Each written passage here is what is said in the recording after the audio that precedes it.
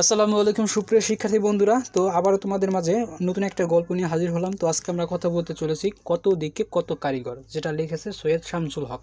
তো বন্ধুরা, তোমরা যদি আমাদের চ্যানেলের ভিজিটর হয়ে থাকো বা আমাদের চ্যানেলের সাবস্ক্রাইবার হয়ে থাকো, তাহলে তোমরা কিন্তু জানো যে আমরা কিন্তু তোমাদের বার্ষিক পরীক্ষা যে পরীক্ষাটা হবে সংক্ষিপ্ত সিলেবাসের আলোকে, সেই সিলেবাসের আলোকে তোমাদের কিন্তু আমরা কিছু সাজেশন দিয়েছি এবং তোমাদের গল্পগুলো line by line part by part তোমাদেরকে পড়ে শোনাচ্ছি এবং তোমাদের সাথে পরীক্ষায় 100% কমন বুঝি কিছু সাজেশন দিচ্ছি। তো আজকে আমরা কত দিকে কত কারিগর এই গল্পটা শেষ করতে চলেছি। তো তোমরা কিন্তু অনেকেই আমাদের কাছে রিকোয়েস্ট করছিলা যে ভাইয়া কত দিকে কত কারিগর এই গল্পটার আমাদের কিছু ব্যাখ্যা দেন এবং কিছু সৃজনশীল প্রশ্নটা বুঝিয়ে দেন বা কিছু প্রশ্ন আমাদেরকে দাগিয়ে দেন। তো তোমাদের সেই রিকোয়েস্টে আজকে ভিডিওটা তৈরি করা। তো আমরা কিন্তু অনেক গল্পগুলোই শেষ করেছি। তো আজকে আশা করি আমাদের এই গল্পটা শেষ করলে তোমাদের স্কুল ভিত্তিক যে সিলেবাসটা, সেই সিলেবাসের সাজেশনটা শেষ হয়ে যাবে। বা তোমাদের যদি আর কোনো সাজেশন লাগে বা তোমাদের যদি কোনো গল্প বাকি থাকে যা আমরা পড়িয়েছি এর বাইরে যদি কোনো গল্প বাকি থাকে, তাহলে আমাদের কমেন্ট সেকশনে জানাতে পারো। তো তোমাদের রিকোয়েস্টের বেশি মতামত আসলে আমরা সেই ভিডিওগুলো তৈরি করে তোমাদের সাথে শেয়ার করব। বন্ধুরা, যদিও ভিডিওটা একটু বড় হবে, তো তোমাদের কাছে রিকোয়েস্ট করবো সম্পূর্ণ ভিডিওটির সাথে থাকার জন্য, কারণ তুমি সম্পূর্ণ ভিডিওটা দেখলে কিন্তু গল্পটার মূল থিমটা তুমি কিন্তু নিজের আয়ত্তে রাখতে পারবে। আর মূল থিমটা তোমার মাথা যদি একবার আয়ত্তে রাখতে পারো, তাহলে কিন্তু পরীক্ষা সৃজনশীল যেভাবেই আসুক, যতই ঘুরিয়ে ফিরে আসুক না কেন, তুমি অনায়াসেই কিন্তু লিখতে পারবে। তো তোমাদের কাছে রিকোয়েস্ট করব সম্পূর্ণ ভিডিওটির সাথে থাকার জন্য। তো বেশি কথা না বলে চলো আমরা ভিডিওর মূল পর্বে চলে যাই। তো দেখো, কত দিকে কত কারিগর এই গল্পের লেখক হচ্ছে সৈয়দ শামসুল হক। নদীর পার হয়ে ওপারে কুমোরদের একটা গ্রামের ভেতরে সারাদিন দেখছি ওদের মাটির কাজ, অর্থাৎ কুমোর সম্প্রদায়ের লোকেরা কিন্তু মাটি নিয়েই সারাদিন কাজ করে। হাঁড়ি পাতিল সরা সার্কি তৈরি করছে ওরা।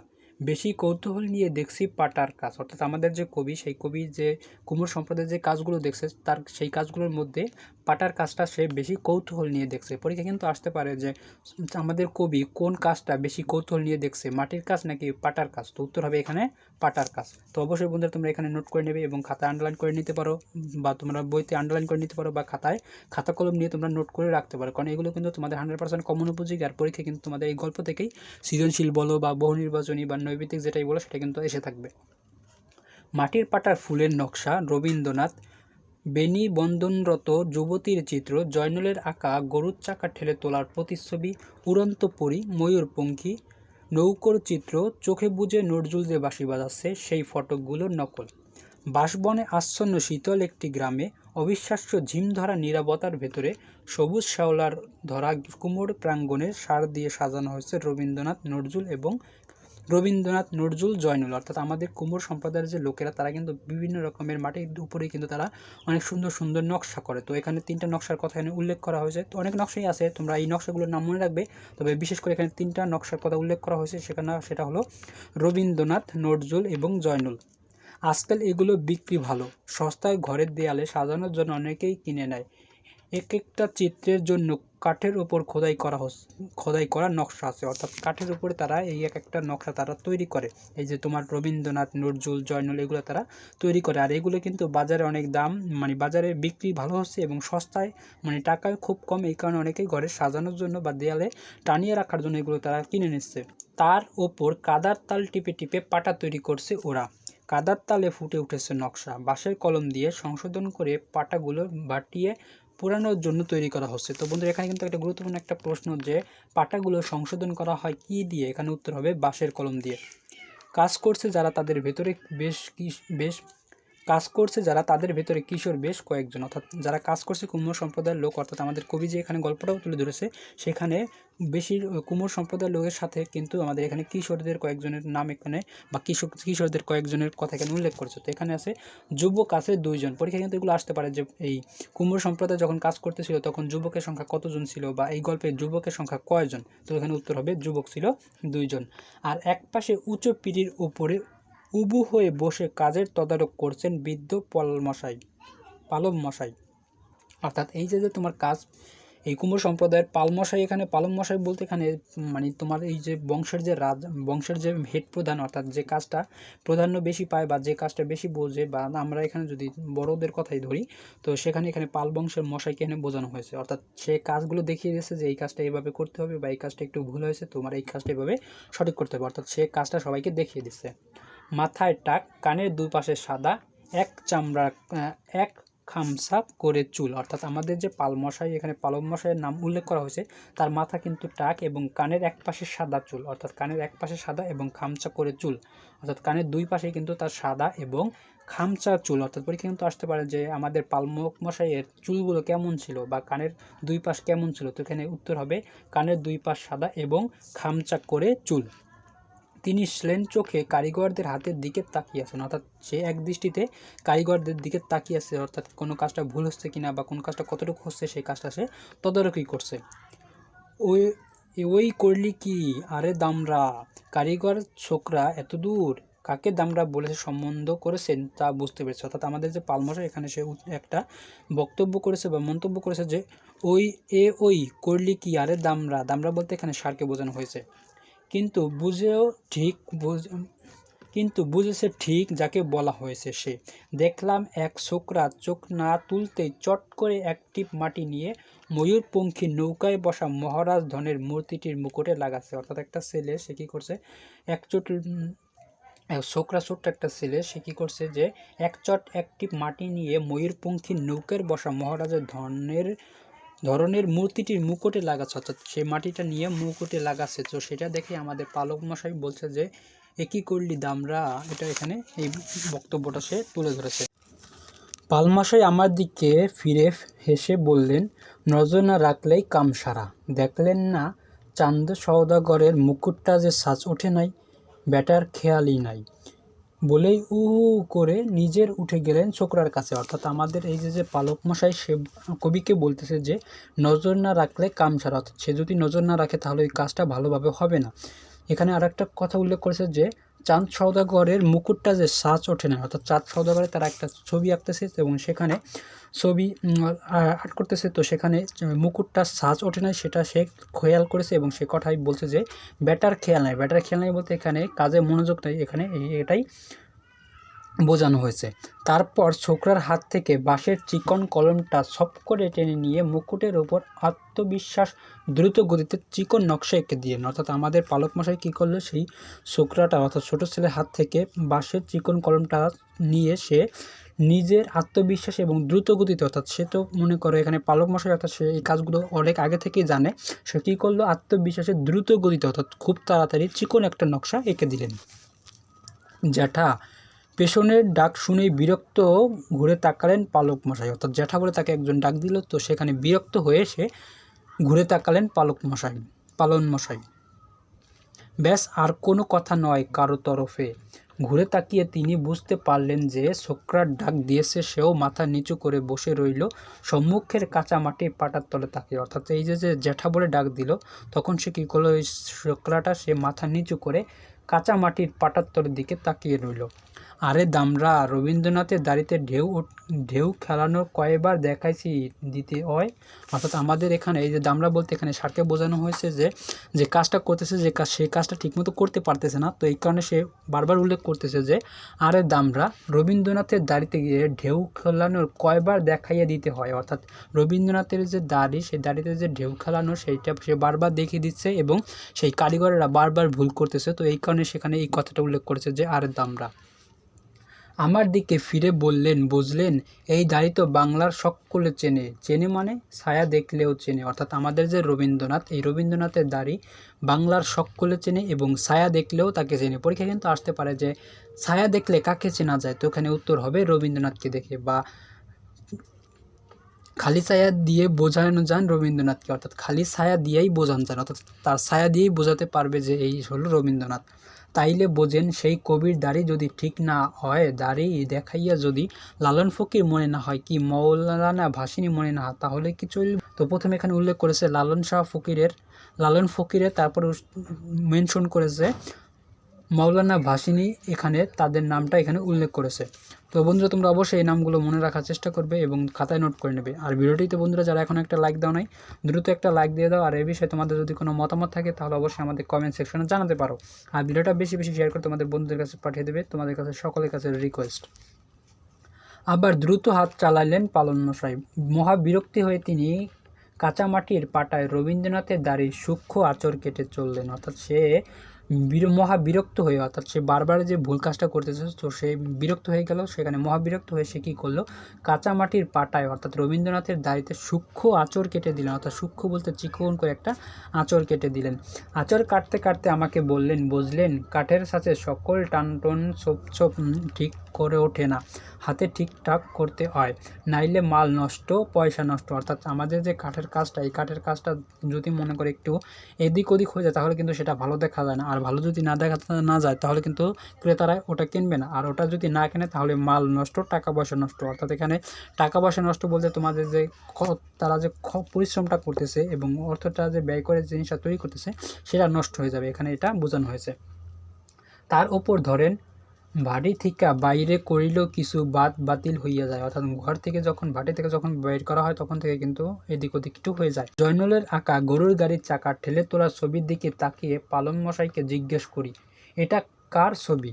তো আমাদের কবি পালন মশাইকে যে জয়নুল আবেদিনের আঁকা যে গরুর চাকা যে ঠেলে ঠেলে ছবি তুলতেছে তো সেটা দেখে আমাদের কবি জিজ্ঞেস করতেছে পালন মশাইয়ের কাছে যে এটা কার ছবি। তো পালন মশাই উত্তর দিতেছে, কেন মানুষ চাকা ঠেইলা তোলে সেই ছবি। অর্থাৎ আমাদের পালন মশাই উত্তর দিয়েছে যে মানুষ চাকা ঠেইলা তোলে সেই ছবি, সে কথা নয়, কার আঁকা ছবি। আমাদের কবি এখানে তাকে বলেছে যে আমি সে কথা বলতেছি না, এই ছবিটা আঁকছে কে। তো পালন মশাই বলতেছে, একটু ইতস্তত করে বললেন, ধরেন আমাগো আঁকা। অর্থাৎ সে সঠিক জানে না, পালমশাই সঠিক জানে না যে এইটা কে এঁকেছে। তো সে বলতেছে ধরেন আমাগো আঁকা।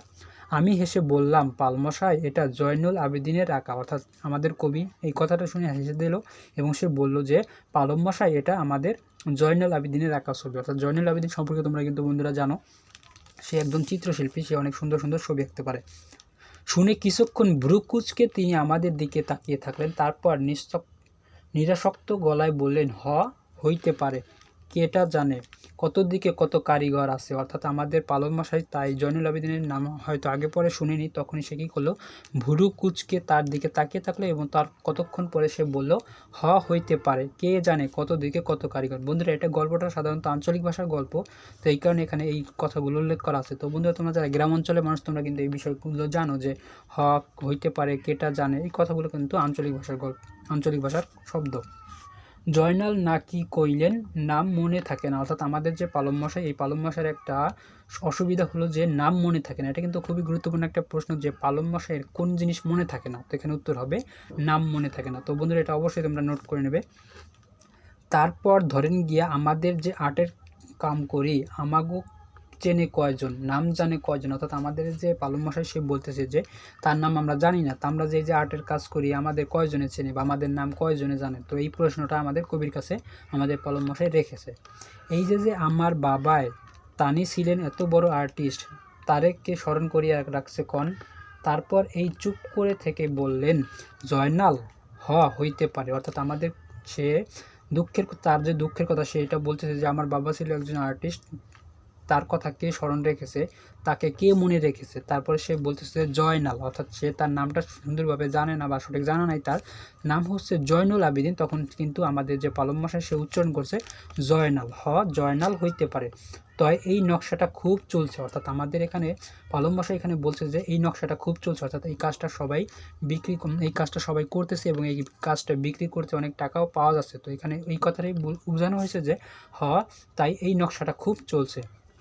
জিজ্ঞেস করলাম, আচ্ছা এটা তো রবীন্দ্রনাথ, ওটা কবি নজরুল বাঁশি বাজাচ্ছে। অর্থাৎ আমাদের কবি জিজ্ঞেস করতেছে যে এটা তো রবীন্দ্রনাথ, ওটা কবি নজরুল বাঁশি বাজাচ্ছে। পালমশাই সন্দেহ চোখে আরেকবার পাটার দুটির দিকে তাকালেন। অর্থাৎ একবার সে পাটার দিকে তাকালো, একবার কবির দিকে তাকালো। ভাবলেন হয়তো চেহারায় ঠিক মেলেনি। বলেন, কেন, কি হয়েছে? অর্থাৎ সে ভেবে বলতেছে যে চেহারায় তো কোনো মিল নেই। না, ঠিক আছে, আমি শুধু জানতে চেয়েছি বঙ্গবন্ধু শেখ মুজিবরের ছবি করেন না। অর্থাৎ আমাদের যে কবি সে জিজ্ঞেস করতেছে পালন মশাইয়ের কাছে যে না, আমি জানতে চাইতেছি সবই ঠিক আছে, যে আপনারা কি বঙ্গবন্ধু ছবি কি আঁকেন না বা ছবির কাজ করেন না? তো বঙ্গবন্ধু, হ্যাঁ, কেন দেখেন নাই? ওই যে উপরে চাইয়া দেখেন, সবার উপরেই তো বঙ্গবন্ধুর দুইটা ছবি। অর্থাৎ আমাদের পালন মশাই সব ছবির কাজই করে, তো সে আমাদের বঙ্গবন্ধুর ছবিটা সে কি করছে, ওই দুইটা ছবির উপরে রেখেছে। হেরে তোর মধ্যে আর নিচে রাখা যায় না, অর্থাৎ হেরে বলতে এখানে আমাদের বঙ্গবন্ধুকে বোঝানো হয়েছে যে তারে তো আর নিচে রাখা যায় না, এখানে এই কথাটা বোঝানো হয়েছে। এতক্ষণ মুঠোতে ধরে রাখা চশমাটা এবার চোখে দিলাম, সত্যি বঙ্গবন্ধু এই যে কারিগর স্থান দিয়েছে সবার উপরে, অর্থাৎ আমাদের বঙ্গবন্ধু যে ছবিটা তারা এঁকেছে বা নকশা করেছে সেই নকশা ছবিটার সম্মান দিয়েছে সবার উপরে, অর্থাৎ নজরুল, জয়নাল, এই যে যে তোমাদের কবিগুলো আছে বা লেখকগুলো আছে এইগুলোর উপরে আমাদের বঙ্গবন্ধু ছবিটাকে প্রাধান্য দিয়েছে কারা, কত দিকে কত কারিগরের এই যে লোকেরা। তো এটা তোমরা কিন্তু অবশ্যই নোট করে নেবে যে রবীন্দ্রনাথ ঠাকুর অর্থাৎ বঙ্গবন্ধু শেখ মুজিবুর রহমানের ছবি তারা কোথায় রেখেছে, অর্থাৎ সবার উপরে, এখানে কিন্তু তারা সবার উপরে প্রাধান্যতাকে দিয়েছে।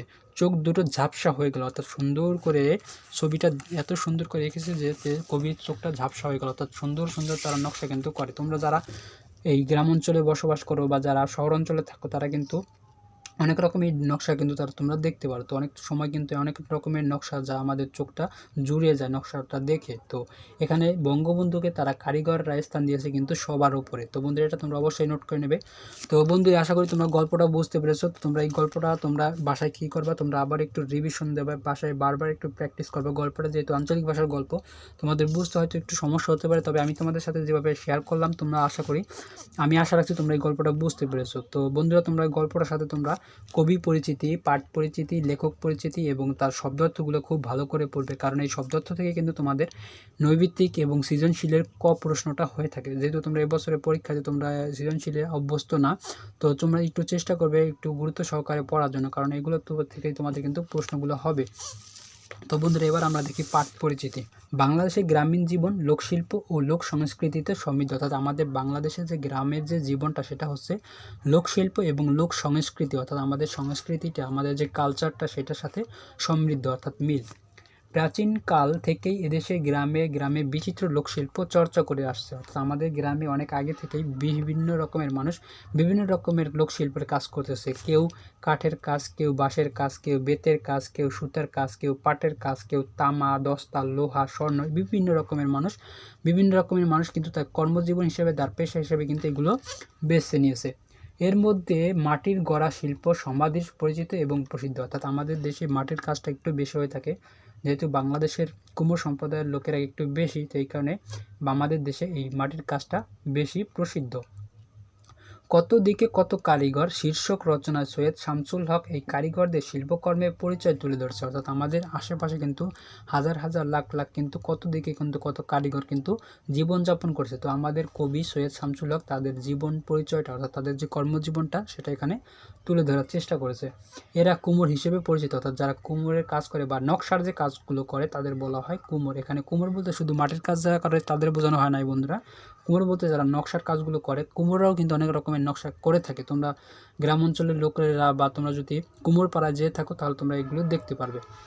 একসময় মাটির তৈজসপত্র তৈরি করতেন কুমোরগণ, অর্থাৎ একসময় মাটির তৈজসপত্র, তো মাটি দিয়ে সুন্দর সুন্দর জিনিস তারা তৈরি করতো, কিন্তু সেই দিন এখন আর নেই। এখন তারা মাটি দিয়ে নির্মাণ করেন খ্যাতিমানদের অব্যয় মূর্তি, অর্থাৎ এখন আর ওই আগের মতো যে তৈজসপত্র তৈরি করতো ওই কাজগুলো এখন আর দেখা যায় না। তো বর্তমানে এখন সবই উন্নত প্রযুক্তি হয়ে গেছে, তো মাটির কাজটা একটু খুবই কম দেখা যায়। তবে যদি পূর্ণ গ্রাম অঞ্চল হয় তাহলে সেখানে গেলে তুমি দেখতে পারবে যে সেখানে কুমোর সম্প্রদায়ের লোকের বসবাস এবং তারা মাটি দিয়ে অনেক রকমেরই জিনিসপত্র তৈরি করে। পালম মশাই তেমনি একজন জাতি শিল্পী। জাত শিল্পী বলতে এখানে আমাদের যে তার বংশ পরম্পরায় কিন্তু এই শিল্পী ছিল, অর্থাৎ চিত্র আঁকার কাজে তারা তাদের জীবনটা ব্যয় করেছে। তার তত্ত্বাবধানে শিল্পীগণ রবীন্দ্রনাথ ঠাকুর, কাজী নজরুল ইসলাম, বঙ্গবন্ধু শেখ মুজিবুর রহমান, লালন ফকির, মাওলানা ভাসানী সহ খ্যাতিমান ব্যক্তিদের প্রতিমূর্তি গড়েন, অর্থাৎ আমাদের যেখানে পালমশাইয়ের কথা উল্লেখ করা হয়েছে সেই পালমশাই কিন্তু অনেক রকমেরই আমাদের যে ব্যক্তিবর্গ অর্থাৎ আমাদের দেশের যে খ্যাতিমান যে লোকগুলো আছে যেমন রবীন্দ্রনাথ ঠাকুর, কাজী নজরুল ইসলাম, বঙ্গবন্ধু শেখ মুজিবুর রহমান, লালন ফকির, মাওলানা ভাসানী সহ অর্থাৎ যে খ্যাতিমান যে লোকগুলো ছিল তাদের সে প্রতিমূর্তি গড়ে তোলেন। শুধু তাই নয়, ইতিহাস ও ঐতিহ্য হিসেবে পরিচিত হিসেবেও তারা শিল্পকর্ম হিসেবে বেছে নিয়েছে, অর্থাৎ তারা শুধু ইতিহাস করার জন্যই করেনি, তারা কিন্তু তাদের শিল্পকর্ম তাদের কর্মজীবন হিসেবে বা তার জীবিকা হিসেবে তারা কিন্তু এটা বেছে নিয়েছে। সৈয়দ শামসুল হক এই গ্রামীণ শিল্পীদের নিষ্ঠা, সততা ও দক্ষতার পরিচয় তুলে ধরেছে। অর্থাৎ কুম্ভ সম্প্রদায়ের লোকেরা তাদের জীবনটা কেমন এবং তারা কতটা সৎ এবং তাদের দক্ষতা কতটুকু, সেই কথাটা কিন্তু আমাদের এই গল্পে তুলে ধরেছে। তো বন্ধুরা, এই পাঠের উদ্দেশ্যটা দেখো, বাংলার ইতিহাস, ঐতিহ্য ও লোক সংস্কৃতির পরিচয় তুলে ধরেছেন শিক্ষার্থীদের মধ্যে দেশের সংস্কৃতির প্রতি শ্রদ্ধা এবং মমত্ববোধ সৃষ্টি করা। অর্থাৎ আমাদের এই যে গল্পটা কত দিকে কত কারিগর, এটা সাধারণত শিক্ষার্থীদের মনে সংস্কৃতির প্রতি শ্রদ্ধা, অর্থাৎ আমাদের পূর্বে যে সংস্কৃতির যে প্রথাটা ছিল, সেই প্রথাটা যাতে সবাই শ্রদ্ধা করে এবং মর্যাদা সম্পন্ন হয়, সেই কাজটাই আমাদের এখানে এই গল্পটার পাঠের উদ্দেশ্য। তো বন্ধুরা, এবার আমরা দেখি পাঠ পরিচিতি তো আমরা শেষ করলাম, এবার আমরা দেখি লেখক পরিচিতি। তো বন্ধুরা, অবশ্যই তোমরা খাতা কলম নিয়ে বসে যাও, কারণ লেখক পরিচিতি থেকে তোমাদের সাথে আমরা এমন কিছু শেয়ার করতে চলেছি যা 100% কমন উপযোগী এবং পরীক্ষায় কিন্তু এগুলোই বেশি করে আসে। তো দেখো, 1 নম্বরে লিখছি জন্মসাল এবং মৃত্যুসাল। তো তোমরা সাধারণত জানো সৈয়দ শামসুল হক জন্মগ্রহণ করেছে 1935 খ্রিস্টাব্দে কুড়িগ্রাম শহরে। তো বন্ধু, এখানে কিন্তু দুইটা পয়েন্ট, একটা হলো কত সাল আর একটা হলো কত গ্রাম। তো এখানে উত্তর হবে 1935 খ্রিস্টাব্দে কুড়িগ্রামে শহরে সে জন্মগ্রহণ করেছে। তো তার গ্রামের নাম ছিল কুড়িগ্রাম।